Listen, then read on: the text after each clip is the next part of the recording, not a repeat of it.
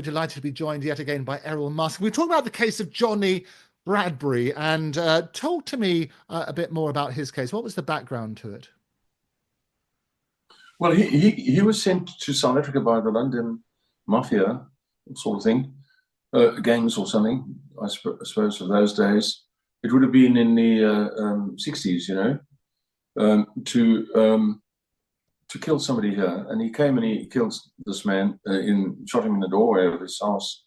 He was an accountant of some kind. And he was caught.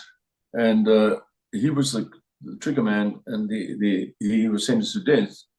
And the other man was given a long sentence. But in due course, Bradbury, for some reason, was given his death sentence was commuted.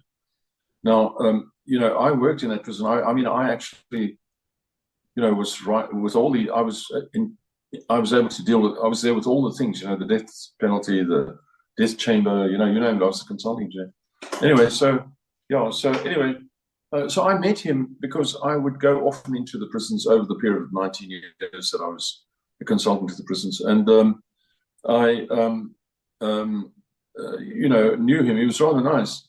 A nice man. When I met him in the prison, he was very helpful to me because I would inevitably get a team of prisoners who were somewhat technically qualified to assist me with whatever we were doing. You know, sometimes, you know, redoing the kitchens or redoing the laundries or whatever. You know, and he was very helpful. And in due course, time went by, and I lost touch. I didn't go to that particular prison again. And one day I walked into the Jaguar franchise in the capital city in South Africa, Pretoria, and to buy my wife an XJ6, which had just come out at that time, a fantastic vehicle.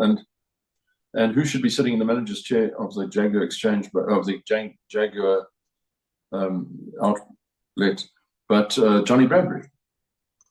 And I saw him, he saw me. He was a lovely looking Englishman, a real Englishman, you know, I mean, chubby red cheeks and all that sort of stuff, you know. And he got up. He was wearing a tie, of course. He didn't have a jacket on, but he was a tie and shirt and everything. He looked very smart. And he was, when he saw me, he didn't know whether he should run away or what, you know. Because he was now the manager of the what do they call it? The outlet or something. Right. Anyway, so he was of the branch, and of course he soon overcame his surprise. And Errol, he said, Errol, Mr. Musk, you know, he's older than me, of course.